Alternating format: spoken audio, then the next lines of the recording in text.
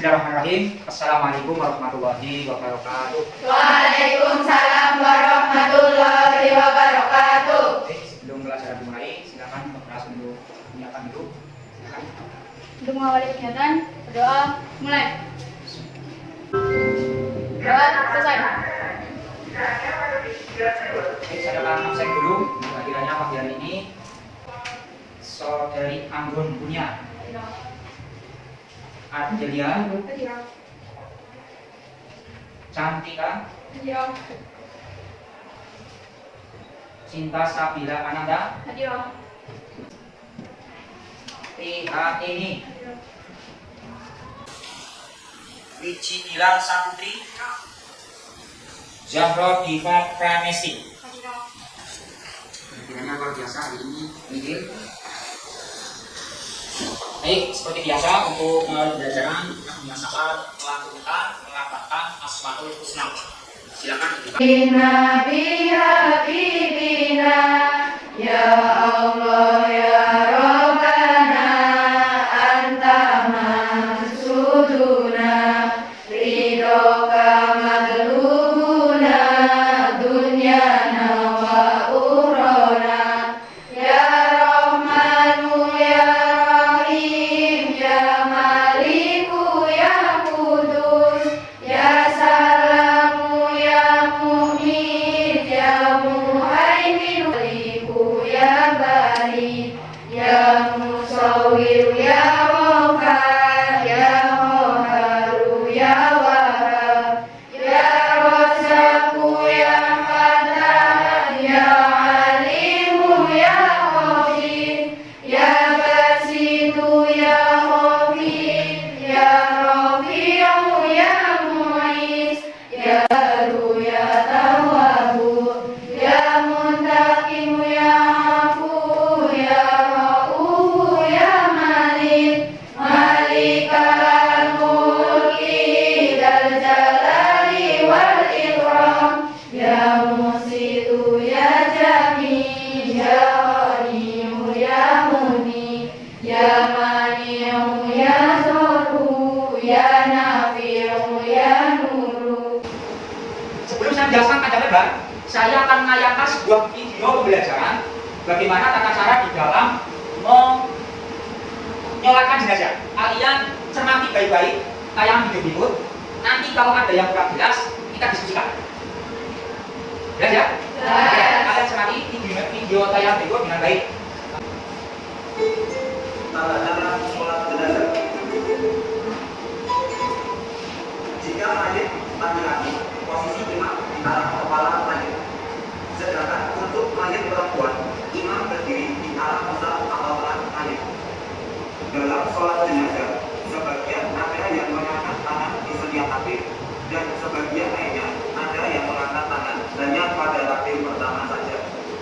Dalam sisi pembelajaran ini dicontohkan dengan cara kedua, yakni mengangkat tangan hanya pada takbir yang pertama.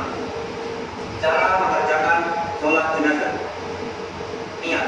Di dalam hati tidak ada lafaz yang disuarakan dan meluruskan badan, pandangan dan kaki menghadap kiblat. Takbiratul membaca surat Al-Fatihah. Assalamualaikum warahmatullahi wabarakatuh. Baik, itu sepintas tata cara di dalam sholat jenazah. Ada berapa takbiran? Ada berapa? Takbir pertama membaca apa? Membaca apa? Al-Fatihah. Siapa yang membaca Fatihah? Semuanya baca Fatihah. Imamnya baca, maknya juga baca. Bisa kalian baca Fatihah? Coba bersama. Siap. Bismillahirrahmanirrahim. Alhamdulillahirabbil alamin. Ar-Rahmanir-Rahim. Maliki yaumiddin. Iyyaka na'budu wa iyyaka nasta'in. Ihdinas shiratal mustaqim. Shiratal ladzina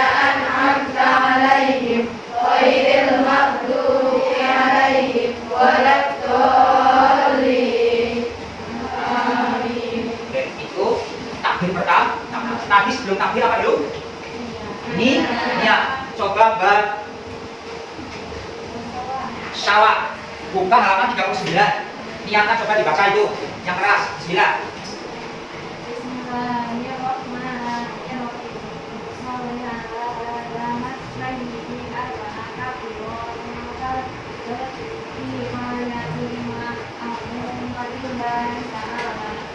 Begini niatnya usolli ala hadal mayyiti. Itu kalau jenazah laki.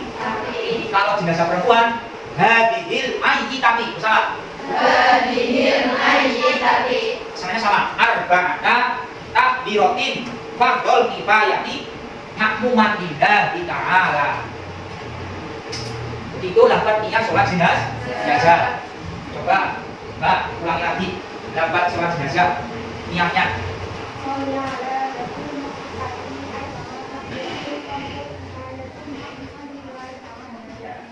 Ya, jadi niatnya itu kemudian takbir pertama tadi membaca surat Al-Fatihah. Takbir kedua baca apa? Sholawat. Dibaca bersama itu. Bismillah. Bismillahirrahmanirrahim.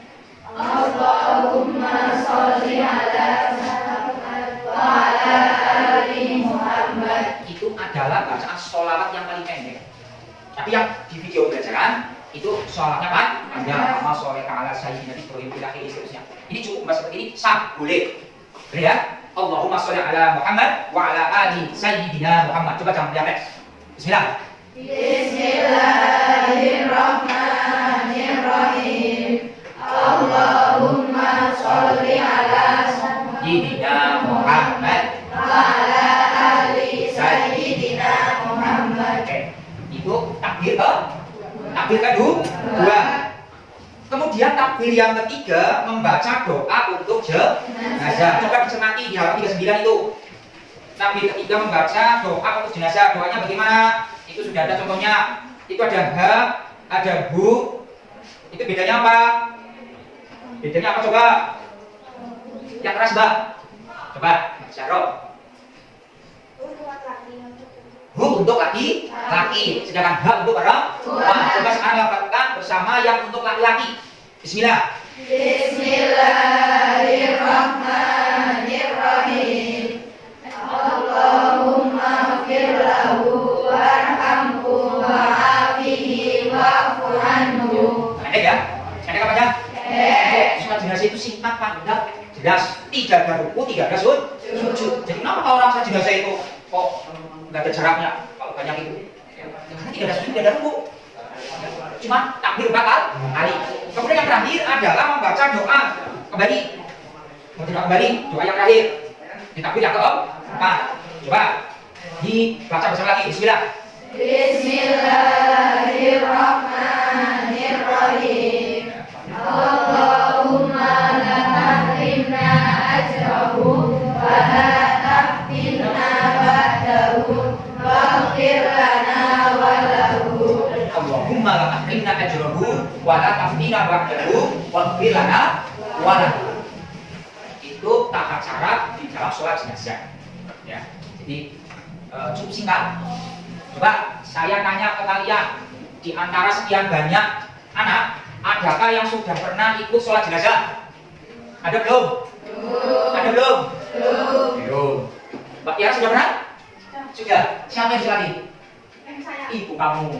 Sudah bilang dulu ya, Mbak? Ya. Bukan Husnul Khotimah.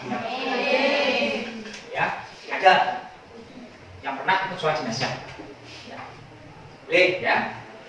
Kemudian sebelum dilanjutkan ke hal yang lain, masih seputar sholat jenazah, saya akan menayangkan tentang kriteria.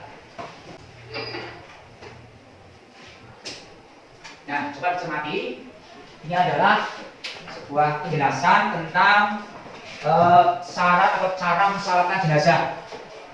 Yang pertama adalah bahwa sholat jenazah atau setelah jenazah dimandikan dan dikafani, langkah selanjutnya mengurusinya adalah disolatkan. Hukumnya juga sama. Menyolatkan jenazah itu adalah fardu kifayah. Kemarin sudah saya jelaskan. Fardu kifayah itu adalah kewajiban yang apabila salah satu orang di antara kalian sudah melaksanakan sholat jenazah, maka gugurlah kewajiban yang lainnya. Itu yang disebut dengan fardu kifayah. Nah, tentang jumlah orang yang menyolat jenazah, ini ada sebuah hadis, perhatikan. Nah, ini yang Abbas, qala sami'tu Rasulullah sallallahu alaihi wasallam yaqulu ma min rajulin muslimin yamutu fa yaqutu ala janazatihi arba'una rajulan la yusyrikuna billahi syai'an illa syafa'ahu Allahu fi. Hadis riwayat Ahmad wa Muslim. Coba baca Mbak artinya yang keras.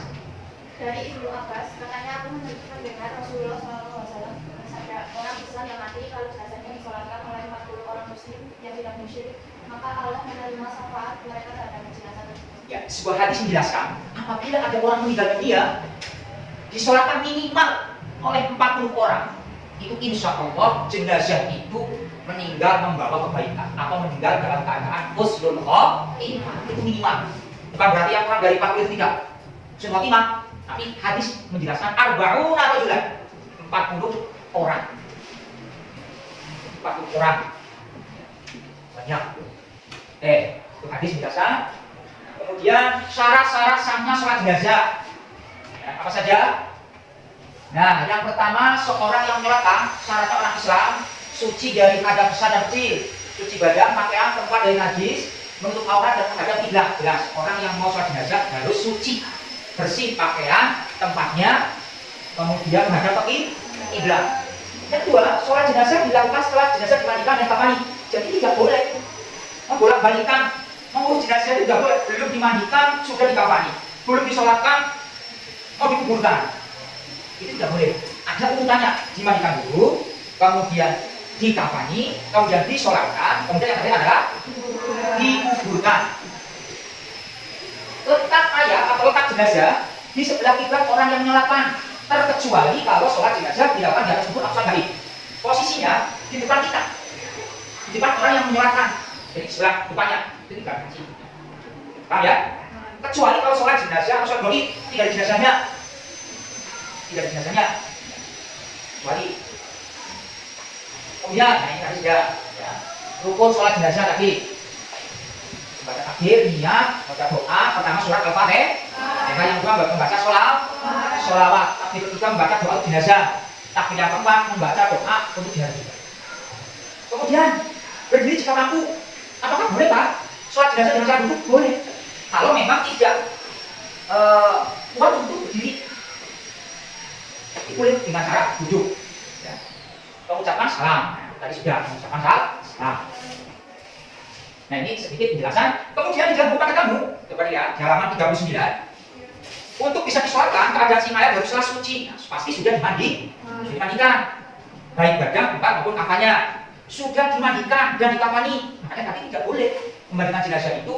Karena jenazah itu belum dimandikan, belum dikafankan, itu tidak boleh. Jenazah sudah berada di depan orang yang menyolatkan, sudah siap, artinya sudah siap untuk disolatkan. Atau sebelah kiblat. Ya, cara sholat jenazah tadi sudah itu ya. Dari takbir, dari niat sampai takbir terakhir. Jadi cukup singkat. Paling 5 menit tidak ada sholat jenazah, 5 menit lah. Kalau bacanya pendek-pendek, cepat. Jadi kalian harus bisa melakukan itu. Nanti ketika ada saudara atau tetangga yang tinggal dunia, contohnya Mbak Tiara sudah pernah menyolatkan ibunya yang sudah meninggal dunia. Itu penjelasan singkat dari ini doanya tadi sudah ya tentang sholat jenazah. Takbir 3 tadi sudah. Ini artinya tuh. Nah ini sunnah-sunnah di dalam sholat jenazah mengangkat tangan disunahkan. Tadi kalau di kayak videonya itu tidak mengangkat tangan setiap takbir. Di sini disunahkan setiap takbir mengangkat tangan. Allahu Akbar. Kalau perempuan tidak seperti ini, tapi itu seperti ini. Allahu Akbar. Ya, Allahu Akbar. Di dalam bacaan sholat jenazah itu tidak ada bacaan yang keras, karena tadi belajarannya keras. Bacaannya lirik, israr, tidak jahar, tapi di apa lirik apa? Pelan-pelan. Yang keras-keras. Ada sholat kalau sendiri, sholat subuh atau sholat zuhur, ini israr ya. Sunnah. Membaca ta'awudz tadi, a'udzubillahi minasyaitonir rajim, bismillahirrahmanirrahim. Sunnah-sunnahnya jadi mengangkat tangan pada setiap takbir. Nah, sholat jenazah itu boleh dikerjakan secara munfarid, tapi sebaiknya secara berjamaah. Munfarid itu apa munfarid? Munfarid itu apa? Sendirian, boleh Mbak. Sholat jenazah itu boleh dikerjakan secara sendirian. Munfaridan. Yang lebih baik, yang lebih afdol, ya sholat jenazah, sholat lima waktu itu yang lebih afdol berjamaah. Wanita yang beragama Islam boleh dan sah menyolatkan jenazah. Ya, boleh. Ya. 3. Jika jenazah yang disolatkan di tempat sholat, perhatikan. Nanti sudah, ya. Beberapa hal penting tentang sholat jenazah. Yang keempat, sholat jenazah gaib. Sholat jenazah gaib itu sholat jenazah yang jenazahnya tidak ada karena mungkin jauh, karena mungkin sudah dimakamkan kemarin sore atau kemarin pagi, gitu ya. Jadi jenazahnya sudah tidak ada, itu jenazahnya sholat gaib. Menyalakan jenazah di atas kubur, hukumnya boleh. Tuh. Oke. Sebelum saya lanjut ke pengurusan jenazah yang terakhir yaitu menguburkan, kira-kira masih ada yang kurang jelas atau tidak? Atau ada yang mau tanya atau tidak? Silakan. Ya, Mbak Zahro, silakan. Bagaimana posisi imam sholat jenazah ketika menyolatkan jenazah laki-laki maupun perempuan? Oke. Bagaimana posisi imam jenazah ketika menyolatkan jenazah laki-laki atau perempuan? Ada yang bisa membantu? Oh ya, Mbak siapa? Mbak Putri, coba bagaimana Mbak posisinya Mbak? Jika jenazah tersebut laki-laki, maka posisi imam lurus dengan kepala jenazah. Ya. Jika jenazah tersebut perempuan, maka posisi imam lurus dengan perut jenazah. Oke. Menyolatkan jenazah laki-laki dan perempuan itu posisi imam berbeda, betul? Jawabannya Mbak Putri. Ya. Jadi posisinya, Mbak Zahro, kalau jenazahnya itu adalah laki-laki, maka posisi imam lurus dengan apa tadi? Lurus dengan kepala. Kalau jenazahnya perempuan, maka imam lurus dengan perut. Tepat jawabannya Mbak Putri. Bisa dipahami Mbak Zahro? Oke, jelas tentang sholat jenazah posisi imam. Kalau posisi makmum, ya belakangnya terus sampai penuh, sampai apa? Ya, tidak boleh sejajar dengan imam. Oke, apakah masih ada yang mau tanya lagi kaitannya dengan sholat jenazah? Saya Pak. Oh ya, Mbak Tiara yang sudah pernah ikut sholat jenazah ibunya. Coba Mbak. Apakah seorang perempuan boleh ikut sholat jenazah Pak? Apakah boleh perempuan itu ikut sholat jenazah? Boleh tidak? Boleh tidak? Boleh. Boleh tidak? Oke. Ada yang nambahin? Ya, Mbak siapa? Mbak Ena. Coba tambahnya apa? Boleh, asalkan suci dari hadas besar dan hadas kecil. Oke Mbak. Orang Islam, baik laki-laki ataupun perempuan, itu sejatinya boleh melaksanakan sholat jenazah. Syaratnya, betul kata Mbak Rena itu, harus suci dari hadas besar maupun hadas kecil. Kalau perempuan tentunya, kalau hadas besar, otomatis kalau haid, itu tidak boleh. Kalau sedang menstruasi tidak boleh.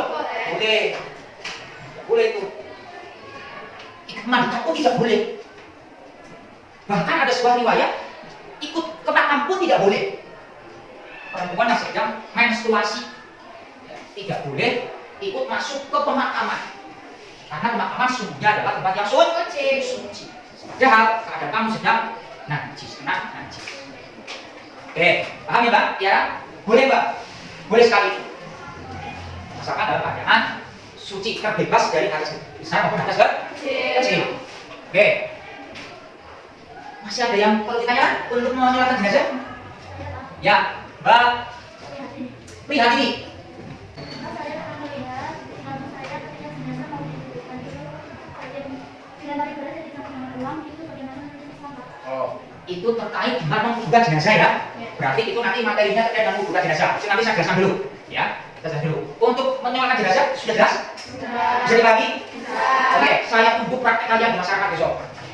Kalau ada orang yang mengganggu, jangan diam saja. Ya. Oke, yang terakhir, coba kalian buka di halaman 40 tentang tata cara menguburkan jenazah. Sama, jenazah mau dikuburkan setelah dimandikan, dikafani dan disolatkan. Hukumnya sama, fardu kifayah. Ya. Penguburan jenazah sebaiknya disegerakan. Ini sebuah hadis. Baca itu. Usra'u bil janazati ila fihi. Segera maka jenazah itu dikuburkan. Jika ia seorang yang soleh, ia akan segera cepat mendapatkan ganjaran kebaikan. Dan jika ia tidak soleh atau ahli maksiat, ia akan cepat meninggalkan kejelekan dari pundak-pundak semua. Jadi disegerakan, jangan ditunda. Kemudian, ini tentang lubang dan tata cara penguburan. Lubang kubur. Lubang kubur dibuat memanjang sesuai dengan ukuran dari jenazah. Panjangnya harus disesuaikan dengan panjang jenazah. Dalamnya harus cukup. Biasanya dalamnya lubang jenazah atau lubang kubur itu sak dedek lan sak pengawe. Berapa? Sak dedek lan sak pengawe. Berapa? Sak dedeknya manusia. Ini kan saya, ya orang Indonesia kan rata-rata 167, 165 atau 170 dan sak pengawenya 2 meter lah. Cukup 2 meter. Karena apa? Biar baunya tidak kemana-mana. Karena bau jenazah itu cukup menyengat, gitu ya. Baunya cukup menyengat. Nih. Kemudian berikutnya adalah tata cara penguburan jenazah. Sama ya, nanti saya akan tayang videonya. Nah, ini yang penting Mbak. Ketika jenazah sudah mau dimasukkan ke liang kubur, itu ada doa untuk jenazah. Doa memasukkan jenazah ke liang kubur. Bismillahi wa ala millati Rasulillah. Bersama bismillah. Bismillahi wa ala millati Rasulillah. Nah, iya doanya. Bismillahi wa ala millati Rasulillah. Dengan nama Allah dan atas nama agama Rasulullah. Nah.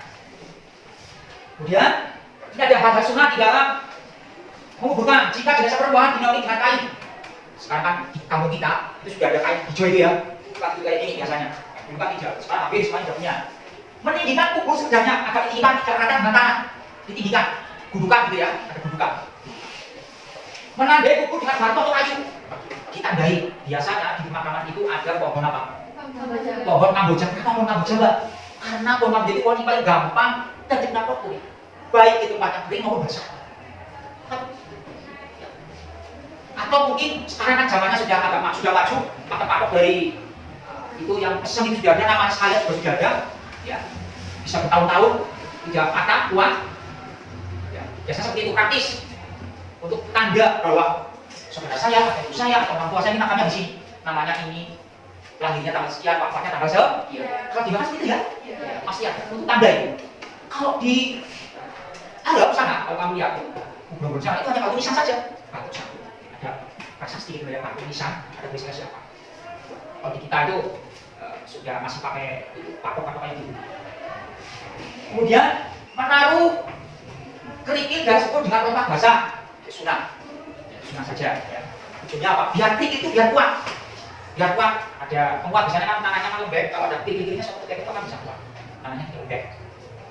Menyiram dengan air, dibasahi. Biasanya kamu kita itu dengan apa? Pakai kelapa muda. Cari air di depan kan jauh kan? Bisa kita sudah bawa air dari rumah. Pas selesai, ya boleh disiram. Mendoakan ayat sudah banget. Jadi doa lagi mau makin lalu, kamu makin aku.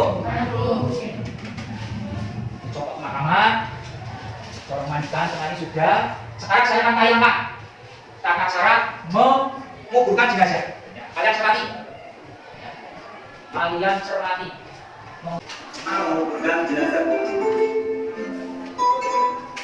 Setelah jenazah disolatkan, segeralah dibawa dari rumah menuju ke tempat pemakamannya. Nabi Muhammad SAW mencontohkan membawa jenazah ke pemakaman dengan berjalan cepat, bukan berlari. Jenazah diletakkan menghadap ke kiblat, bagian wajah dibuka semua hal. Coba ya, ini caranya yang ada di sini. Nanti ketika sudah diangkat, tali atas itu dilepas, kemudian mukanya dibuka, kemudian dicium tangan. Kami jenazah itu miring, tidak lumak. Ada yang sudah pernah ikut pemakaman jenazah? Ada? Pernah? Tiara pernah juga? Oke, Tiara juga pernah. Karena orang tuanya meninggal, otomatis. Jadi posisi jenazah itu miring ya, tidak lumak, tapi miring. Oke, saya lanjut. Dilepas, namun dibiarkan tetap pada tempatnya. Kemudian ditutup dengan sebilah papan, ditimbun tanah sampai padat. Berkenaan dengan lubang kubur ini, Rasulullah SAW. Oke, coba perhatikan, syik atau yang lain ini ada dua macam. Yang umum di kita yang ini, Kalau ini yang tutup sininya, gitu ya. Boleh seperti ini, yang kita di seperti ini. Jadi tutup sudah ini. Kalau ini kan di atas ya. Ini yang seperti ini. Oke, lanjut. Mengembangkan produk membuat makan. Gimana? Website lainnya. Allahumma sabbitu inna su'al. Allahumma sabbitu bi qawli ta'atin. Di dalam membawa. Oke, saya kira itu sebagai penjelasan dari tata cara dalam urutan. Tapi saya teringat dengan pertanyaannya Bang siapa? Lihat ini, pernah dia melihat sebuah kasus peristiwa di mana ketika jenazah mau dikuburkan itu dilempari dengan apa tadi Pak? Beras yang dicampur dengan merecet. Jadi kamu ya, itu bagaimana Pak? Menurut hukum Islam? Atau mungkin ada lagi di tempat kamu sering kasus itu blodosan ada nggak Pak blodosan? Ada tidak? Ada ya? Biasanya jenazahnya itu sudah kadang-kadang blodos anaknya, cucunya, ada tidak? Ada ya? Itu salah satu itu. Agami maksudnya mirip peristiwanya. Blodosan, kemudian disambung beras. Kemudian ada lagi nggak peristiwa seperti ini? Anak kecil, kalau jalannya itu dilewati jenazah, anak kecil itu dikasih karam. Di tempat saya. Atau kamu ada nggak? Nggak ada, ada nggak? Ada tidak? Mbak, ini adalah sebuah tradisi kebiasaan di masyarakat kita. Ya. Apakah itu tidak bertentangan dengan syariat Islam? Insya Allah tidak. Itu adalah sebuah tradisi ya, yang sudah terjadi bertahun-tahun atau berabad-abad dari kakek nenek kita. Itu hanya sebagai simbol, Mbak. Sebagai apa? Simbol. Contoh, kalau yang dilempari Mbak Yang ini, kalau yang dilempari beras sama wajah, simbolnya apa? Simbolnya itu menandakan bahwa orang yang sudah meninggal itu tidak lagi membutuhkan makan, tidak membutuhkan materi lagi, tidak membutuhkan suatu hal yang sifatnya duniawi. Yang dibutuhkan adalah amal kebaikan. Itu simbol. Kemudian blodosan, itu simbol saja. Iya, para keluarganya, anak cucunya itu tidak selalu mengingat terus dengan saudara atau orang tua atau keluarga yang meninggal. Tidak ingat terus. Kemudian apalagi simbol anak kecil dikasih apa ini tadi? Karang. Itu simbol juga apa? Bila si anak kecil terbebas dari bala, dari penyakit. Jadi penyakit. Karena sebenarnya orang yang itu ada yang kena sakit, ada yang kena lainnya, tapi anak kecil itu simbol. Dia dibebaskan, terjauhkan dari arang. Arang kan kita warnanya. Jadi itu insya Allah jangan dikenal. Ada spiritual dikenal. Karena itu sudah jadi kebiasaan di masyarakat ini. Dan itu tidak, insya Allah tidak bertentangan dengan tata cara di dalam mengurus jenazah. Atau sebaliknya misalkan, kalau tidak ada tradisi itu apakah sah boleh? Itu bukan hal yang harus dilakukan. Yang wajib itu memandikan, terus mengkafani, terus menyalakan, terus bukan itu saja yang pokok. Yang lainnya tidak. Atau bahkan ada lagi Pak, bagaimana hukum di kampus saya itu ada yang 7 hari, 40 hari, 100 hari, Yehudina, Pro Yehudina, mendak bisa, tidak perlu, mendak apa, tidak perlu, tidak kali ya. Ada nggak kamu? Itu boleh, ya, itu boleh, jangan kalian hilangkan. Boleh, tidak melanggar bertentangan dengan syariat ajaran Islam. Oke, begitu Mbak Tian ini. Jadi itu tradisi, itu bagian dari tata cara dalam pengurusan jenazah di kampung kita, khususnya ada Jawa. Baik, itu kiranya untuk pengurusan jenazah dari mandikan, mengkafani, menyolatkan dan menguburkan sudah Bapak jelaskan semua. Mudah-mudahan ini menjadi hal yang penting untuk kalian di dalam kehidupan bermasyarakat. Yang penting apa? Praktekkan. Jangan kau bisa secara teori tapi tidak dipraktekkan. Nanti ilmunya sia-sia. Saya tanya, kalian siap untuk mempraktekkan pengurusan jenazah di kampung kamu? Siap. Siap tidak? Siap. Oke, saya tunggu besok hasilnya. Silakan dipraktekkan. Nah, yang terakhir besok saya akan jelaskan tentang takziah dan ziarah kubur. Ini materi terakhir dari pengurusan jenazah. Ya, besok karena waktunya sudah selesai, maka untuk pertemuan kali ini saya cukupkan dulu. Tugas kalian, kalian tolong membaca halaman 42, coba ya, 42 sampai dengan 43. Kalian catat hal-hal yang sulit atau kalian catat pertanyaan terkait dengan ziarah takziah dan ziarah kubur. Ya, Kalian baca, kok ada yang sekiranya kalian kurang paham, catat itu. Besok kita diskusikan bersama. Ya, di depan. Oke? Itu dulu untuk pertemuan kali ini. Kiranya saya cukupkan dan saya akhiri untuk pertemuan hari ini. Jangan lupa yuk tugasnya baca, dipahami, buat pertanyaan. Saya akhiri. Assalamualaikum warahmatullahi wabarakatuh. Waalaikumsalam warahmatullahi